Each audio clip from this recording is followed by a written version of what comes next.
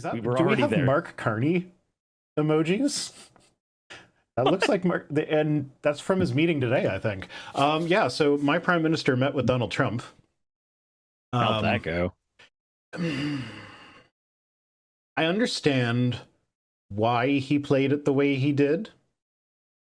He was very much manipulating Trump, and it worked 100%.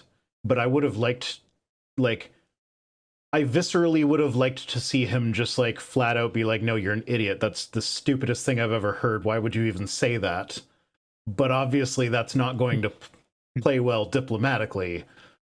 So he just basically, he started the meeting off by like sucking him off a little bit, but very clearly in a very Canadian passive aggressive, like, it's like, oh, you've been such a transformational president.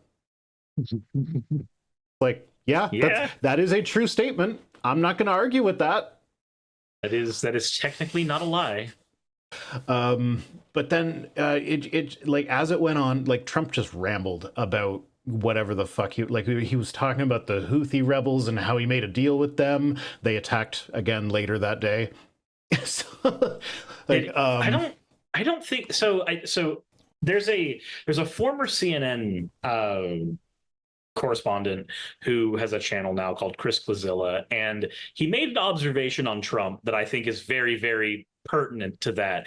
And it is that Trump's day begins with him just saying shit and then reacting to what people's reaction to that is. Yeah, I can see that. That's how he operates. Yeah.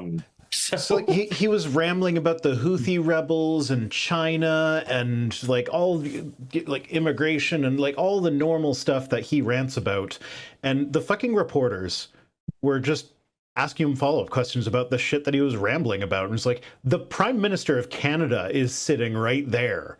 Why are you asking him about his deal with the Houthis that he clearly just made up on the spot when the Prime Minister of Canada is sitting right there? And it kind of pissed me off. It was annoying. But yeah, no, I think he did about as well as is reasonable to expect. But like, yeah, I just viscerally, I would have liked to see him just call Trump out on absolutely everything. Yeah, I can understand that. I have not seen the interview, so I don't have an opinion other than fuck Trump. Yeah, that's about it. Oh yeah, he also he commented that he was saying that, like, oh, because I called the last guy, I called Trudeau governor, and that didn't go very well for him for his election. You're like, Trudeau wasn't up for election this time, buddy. He just says stuff.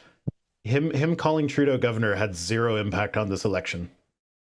Yeah, like, Trudeau stepped down for reasons that had nothing to do with Trump, and he wasn't on any ballot. So you lost even though you weren't on the ballot. That's what's supposed to happen. What are you talking about? Yeah. Trump does seem to be aware, though, how much Canada fucking hates him. Because like that was one of the things he said. He was like, oh yeah, you had a very strong election, you know, you were losing bad, and then I came along and now you won.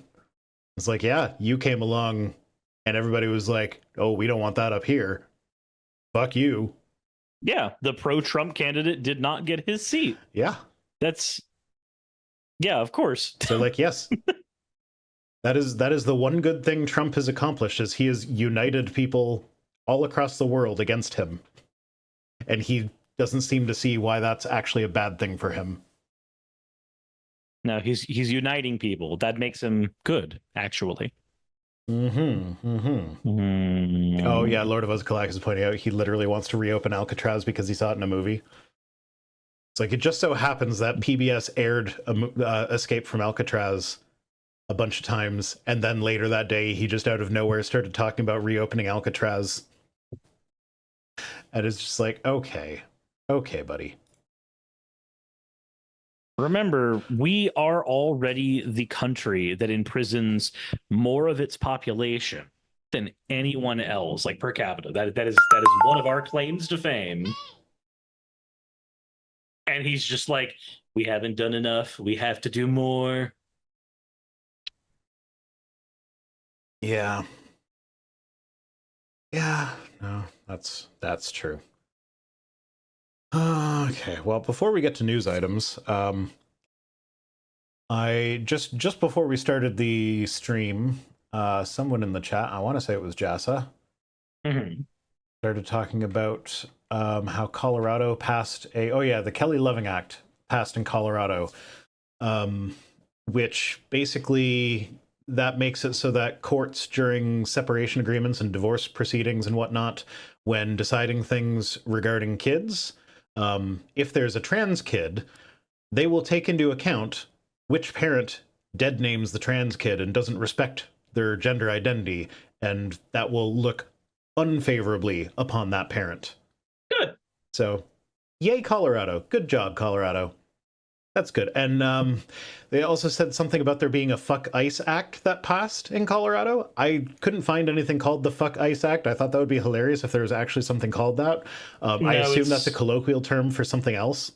It's from what I understand, because Jassa was explaining it in my chat last night. It's closer not to a Fuck ICE Act, more to a we're not going to give as much information or work with the police as closely when ICE is involved, which is all that is required for something to be considered colloquially a sanctuary city to begin with. So that's not a bad thing, really. Like that shit that already makes Trump really angry. Yeah. So it's not called the Fuck ICE Act, but it has that effect. But when I was searching for it, I did stumble across. You can apparently get a lot of Fuck ICE merch on Etsy, and so this is my favorite so far. Sugar and spice and Fuck ICE. Says $12.96 Canadian. It'd be like $75 after you pay your import tariffs. It's so expensive to live. Yeah, no, it's actually I am actually existentially terrified at the moment. Oh? Because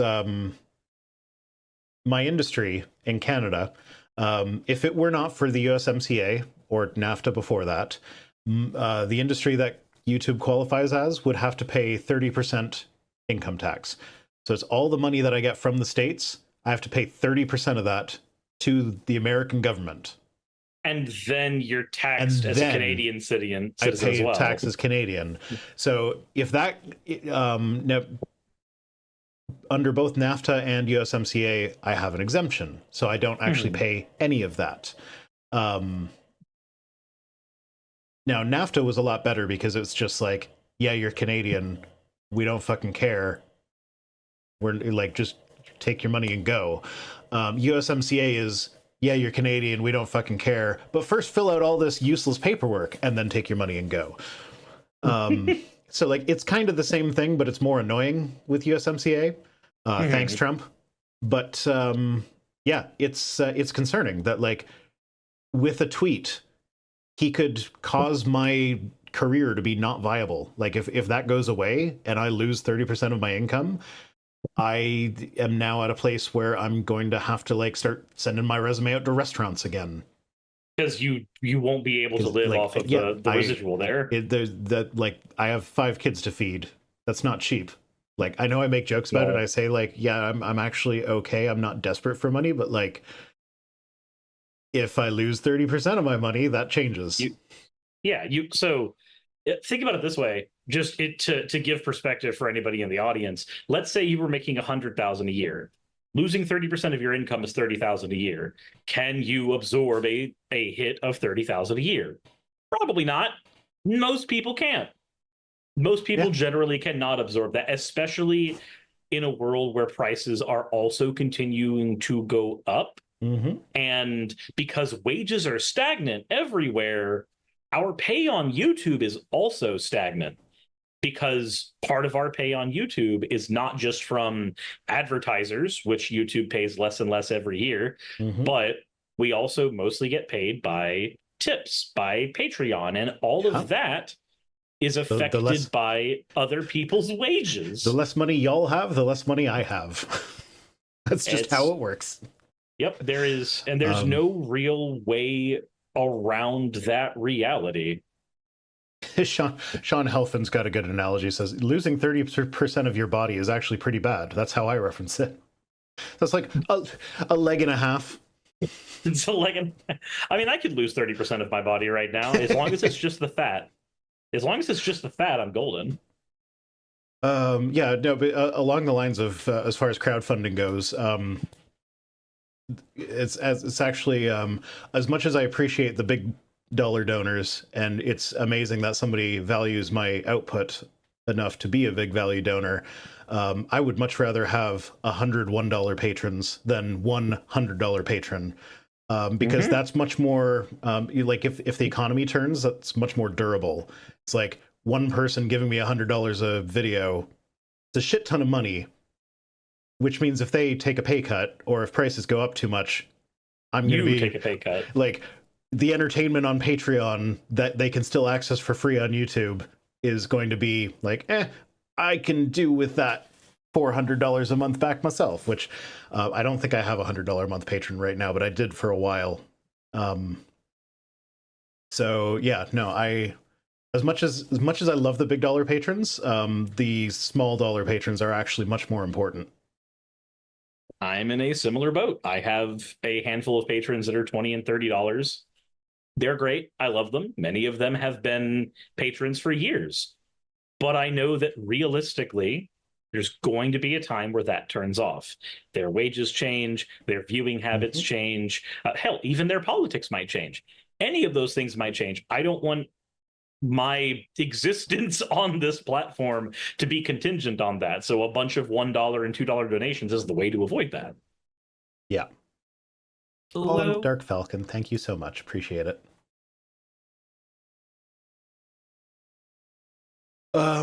So yeah. Fuck ICE, fuck Trump, but not in a good way.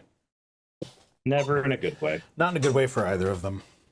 Hey, thanks for making it to the end of the video. I really could not do any of this without all of you. Those of you watching, and especially those of you who support me on Patreon. I wanted to go ahead and take a minute to thank all of you who do that, because with YouTube being what it is these days, I really cannot do this full time without the support from each and every one of you.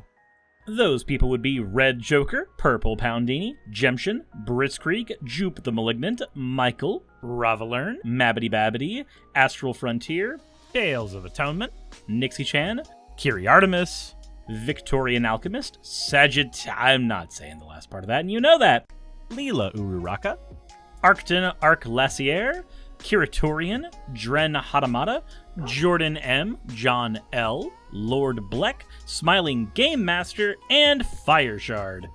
Thank you so very much. But since you're here, why not go ahead and try watching another one? There should be one that's on the screen right now. And if you are a patron of mine, I wanted to go ahead and thank you again for all of your support. There is still a video you could press though, if you'd like. I would appreciate it just a little bit.